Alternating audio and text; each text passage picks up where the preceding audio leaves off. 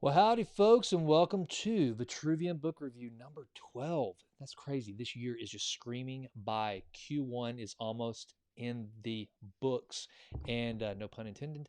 And I can't believe it. And here we are with number 12 on my path to reading at a minimum of 52 books this year. I appreciate you checking out the review. This one is for Essentialism by McKeown. I've heard of this book for years from Tim Ferriss and a lot of the other podcasters I listen to, James Altucher.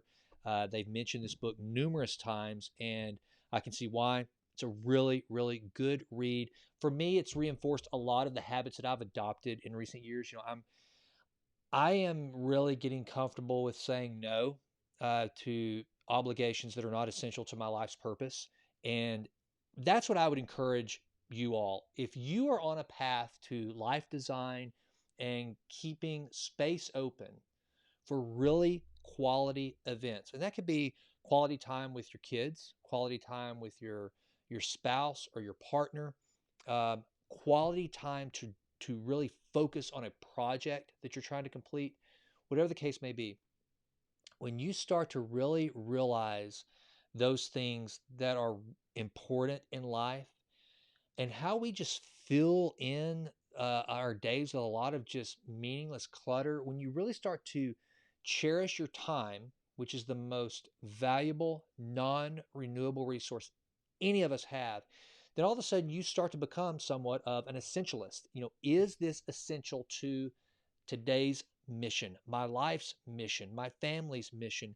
And so for me, I have adopted that mindset. I do very, very few things that I don't want to do. I remember listening to a radio talk show host one time years ago say that he doesn't do interviews. And the reason why is because there were very few things that he did at that point in his life that he didn't want to do. And to me, that is the ultimate freedom, is whenever you get to pick and choose where that most valuable of non-renewable resources, which is time, goes and what you do with it. And it's spending what the Greek called the kairos, the quality of time, not the quantity of things, but the quality of things performed. And so that's what this book really reinforced. And I really highly recommend it. If you are like me and you're on a mission to kind of design a life of freedom by executing some strict disciplines on what you do and don't do, then I highly recommend this. And again, going back to that whole idea of saying no, how many times have you guys been invited to a party or some other engagement and you said yes because you think, well, that's just what I'm supposed to do? And then as the day draws closer, you just get pissed. I'm in a foul mood, especially if it's something that's happening after hours. Getting me out of my house after, say, 6 or 7 o'clock, oh, dude, it's just probably not going to happen. In fact, if I am within 3 hours of my bed, I'm sleeping in my bed. I want to be at home. It's my favorite place on earth. So now I am so selfish and protective of that time at home with my wife, spending time where I want to be, that it's really hard to get me to say yes because I know what's going to happen. In that moment, pleasing the person that's giving the invite to go to lunch, go to coffee, whatever, it's okay. But as it draws closer, I just get pissed. And so know to say, know how to say no. It's so important. And I don't know, maybe, and I know some of you watching this are social butterflies and can't relate to that. The more engagements outside of work or whatever you get, the better. And more power to you. But that is not me. Here's something that I dog ear just going through some of the notes I took from this book. Clarity about what is essential fuels us with the strength to say no to the non-essentials. Okay, so for me,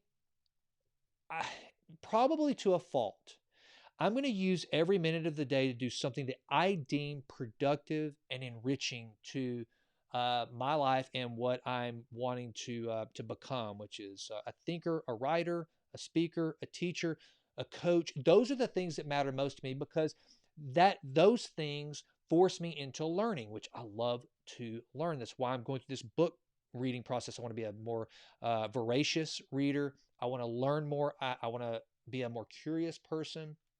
And so, if someone asks me to go to lunch or go have coffee, unless there's a specific agenda, unless I can actually help that person, or it has a real direct purpose that I deem essential.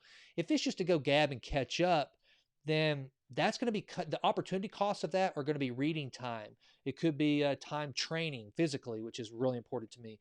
It could be taking me out of my environment to where the foods that I want are present. And I know that sounds really, really selfish, but look, you only got one chance at this life, so why not eliminate? And this is one of the things the book talks about, and one of the things that I preach about quite often. If you go to jasonrightnow.com, I actually posted a blog entry there called "Make Regret Your Enemy." If you are able to focus on what is essential to your life, how you spend your time, then you're going to minimize regrets. Because let's face it, at the end of your life, if you adopted a principle of only devoting yourself to those things that you deemed essential, again, family, friends, relationships, time, filling yourself spiritually, emotionally, mentally, physically, then you're just by nature going to have fewer regrets, because you can look back and you go, whatever I did that day, that's what I deemed essential at the time, if you really focus on this. So it's really, really cool. And it's about just removing all the clutter of life, so that those things that you do find essential, if you get all the crap on the peripheral out, just eliminate it, just get it out of the way, either delegate it, eliminate it, prioritize it to nothing, then all that will be left, if you take the time to do that, if you just strip everything away to only what is absolutely necessary, then you have the opportunity to be really, really good at that one thing. And so I think that is really important. This is a great quote from the book. Tom Friel, former CEO of Hijacked and Struggles, once said, we need to learn the slow yes and the quick no. The default answer should be no. Warren Buffett, if you look at his, I read an article about both he and Bill Gates, and Bill Gates adopted this from Warren Buffett, how they manage their calendars. Now, you would think that if you look at Warren Buffett's calendar, it would just have to be just jam-packed with meeting after meeting after meeting. Imagine the people that want Warren Buffett's time. But that's the key. It's Warren Buffett's time. And so if you look at both of their calendars, they're almost wide open. There's very, very few appointments. Gary Keller, the founder of Keller Williams Real Estate, I once heard him say that he keeps a handwritten calendar he writes in, but he writes with pencil so that he can erase it and it can be changed. And there's very, very few things in his calendar. He keeps a lot of white space. And, we, especially those of us here in the West and in America, there's this tendency to take pride in our busyness. I'm so busy, and we love looking at this long to-do list, and we love checking off a to-do list, and we almost feel as though we're lazy if we don't have a lot of things on the calendar, or if we look back and all we did for a day was think and read. But I think it was Jeff Bezos who said that a CEO's job is to make a couple really, really, really big decisions. The rest of the time, they should be thinking and pondering and reading and learning, so that when those big, big decisions that only they can make come up, that they are better prepared to make them. So anyway, and that's what this book really covers a lot in detail. Talks about some of the practices that Jack Dorsey of Twitter practices, which whatever you think of Jack Dorsey, I know he's kind of a weird dude, but the dude is CEO of Square, the payment processing company, and Twitter, and he manages both companies from afar. So he's got something figured out as to how he can be an effective leader of those companies while simultaneously being able to go off into the bush and live with mosquitoes and grow a beard or whatever it is he does. So he's got something figured out as to what is truly essential when it comes to his time. And then also, so this is cool too. So sometimes it's hard to say no. It really is. And it's not just because you don't want to do because it's such a good opportunity. Let's say that somebody gives you an opportunity that you've already committed yourself somewhere, but you think, oh, I could do this one too. And it's more money, it's more prestige, it looks better on my resume. So there's that kind of hard to say no to. But then there's also that one where it's like, I don't want to say no because by doing so, I feel like I'm offending this person. I feel like I'm losing my credibility with my peers if I say no to this. Especially if you're in the workplace, especially those of you who are younger in your career, it's really, really hard to say no sometimes because one, you're like, well, if I say no to this social engagement, what if I don't get invited to the next? You know, when you get my age, I'm 46. When you get my age, you say no, hoping that that will cut off all future invites because guess what? You just don't need them anymore. You don't care, right? But I get it, so have the guts to say no and not worry about the subsequent not uninvited that you get, because what that did is that just probably opened up white space for you that you can fill with something that you determine is essential, not something that somebody else made up. But here's a good story from Clayton Christensen, who is an incredible Harvard professor, management consultant. He wrote the Innovator's Dilemma, just a phenomenal guy. I encourage anyone out there to read The Innovator's Dilemma. All of us that have been to business school, that's kind of like required reading, but just a good guy to research on how he lived his life and how he approached management. But here's a great story that the book offers about Clayton Christensen. Clayton Christensen, the Harvard business professor and author of The Innovator's Dilemma, was once asked to make such a sacrifice. At the time, he was working for a management consulting firm, and one of the partners came to him and told him he needed to come in on Saturday to help work on a project. Clay simply responded, "Oh, I'm sorry. I have made the commitment that every Saturday is a day to be with my wife and children." The partner, displeased, stormed off. But later he returned and he said, "Clay, fine. I have talked with everyone on the team and they said that they will come in on Sunday instead. So I will expect you to be there." Clay sighed and said, "I appreciate you trying to do that, but Sunday will not work either. I have given Sunday to God, and so I won't be able to come in."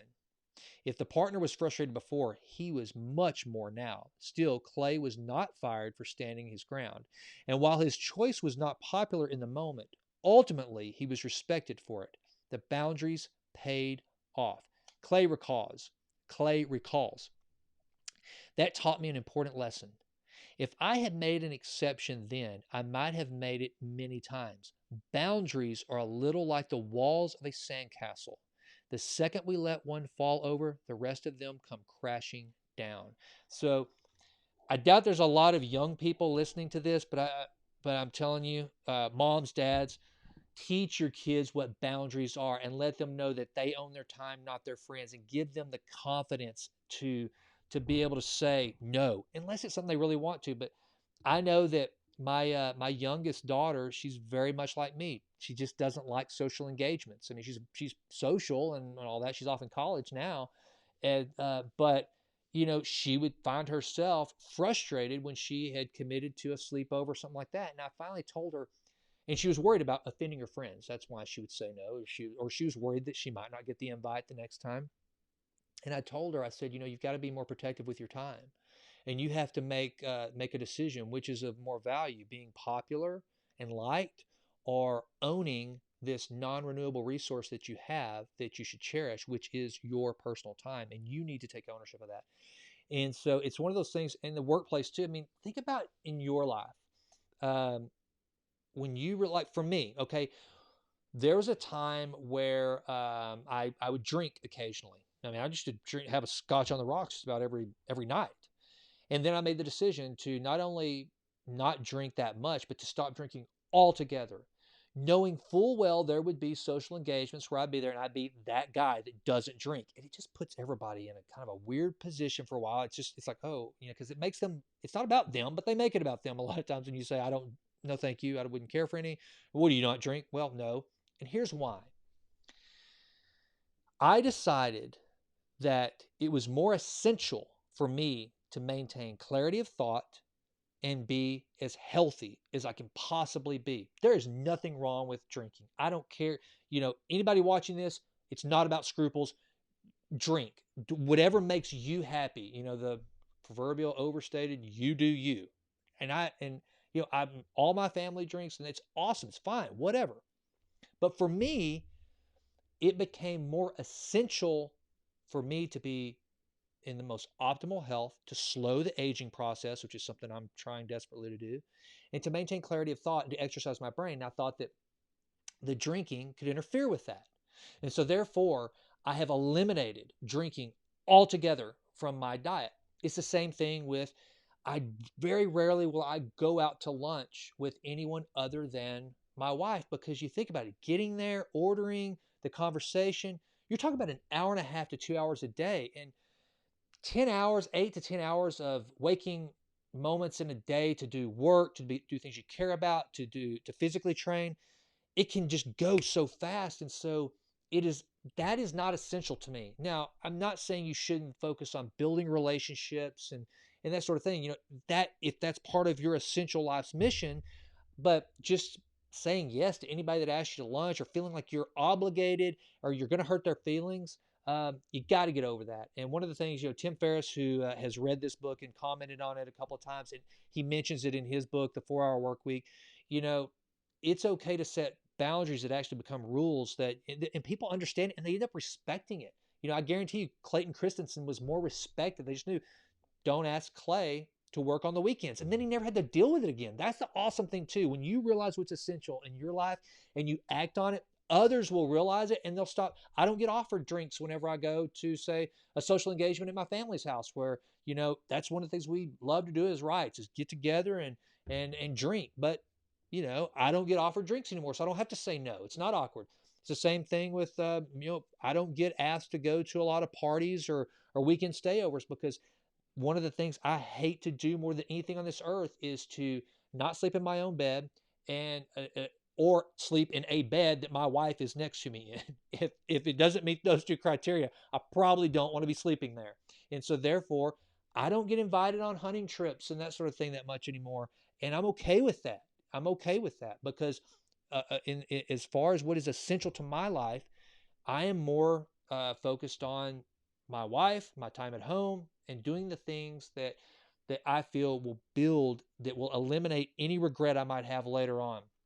So the book really helps you kind of flush that out. I think it's well written. It's a quick, easy read. I mean, I took a week to read it. Of course, I had a little uh, medical issue this week that kind of slowed my normal week down. That's why, not that it matters to any of you, but I'm doing this recording on a Tuesday instead of a Sunday like I normally do when I finish my books. But you could knock this book out probably 2 days easy. And some of you who are much faster readers than I could knock it out in probably a day. But I do recommend it. It's a great book. I think the whole idea of understanding what is essential in life, especially now more than ever. Did you know that Gandhi didn't read newspapers? He didn't even read the newspaper. Gandhi was kind of the ultimate essentialist. His essential priority became to free the people of India.